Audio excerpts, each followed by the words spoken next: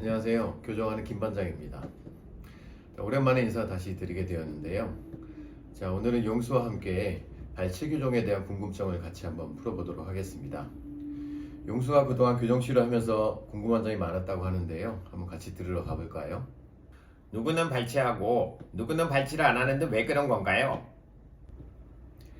자, 교정 치료 시 발치를 하는 이유는 공간이 필요하기 때문입니다.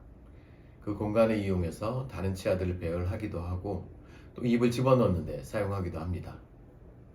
발치를 하고 교정을 시작하는 경우도 있고 교정하는 중간에 발치를 하는 경우가 있던데 무슨 차이가 있는 건가요?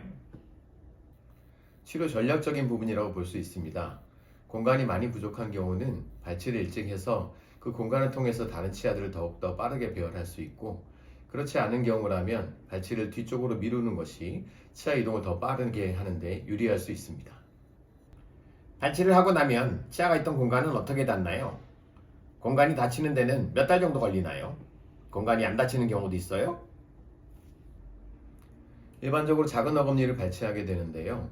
우리가 평균적으로 작은 어금니의 발치를 통해서 얻을 수 있는 공간은 약 8mm입니다.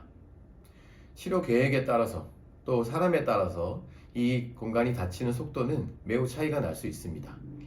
이론적으로는 우리가 앞니를 얼마나 집어넣느냐를 계획하느냐에 따라서 약 2배 정도의 시간 차이가 날 수 있습니다.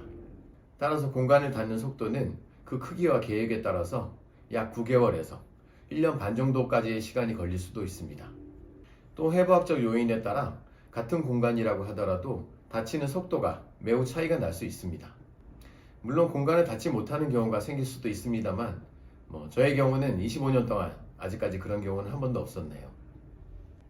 작은 어금니 2개씩 있다던데 어떤 치아를 발치를 하는 건가요?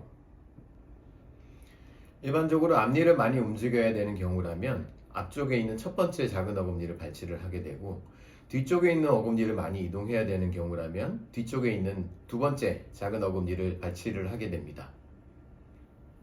하지만 예를 들어 충치가 심하다거나 신경치료 후 크라운이 되어 있는 치아가 있다면 아무래도 좋지 못한 치아를 우선적으로 선택을 하게 됩니다. 저처럼 입이 돌출되어 있는 경우에 발치를 꼭 해야 하나요? 꼭 그렇지는 않습니다.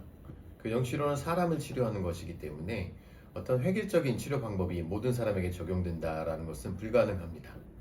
의외로 교정과 의사들은 굉장히 많은 것들을 고려하여 치료 계획을 세우게 되는데요. 돌출은 꼭 발치다 라는 공식은 절대로 성립할 수 없습니다. 발치 교정도 투명장치나 설측장치로 가능한가요?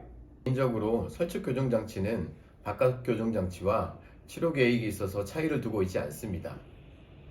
하지만 인비주얼 라인으로 기억하고 계시는 투명 교정장치의 경우 발치 치료 계획은 신중히 접근해야 된다고 생각합니다. 발치를 하고 교정 치료를 하면 부작용이 있나요?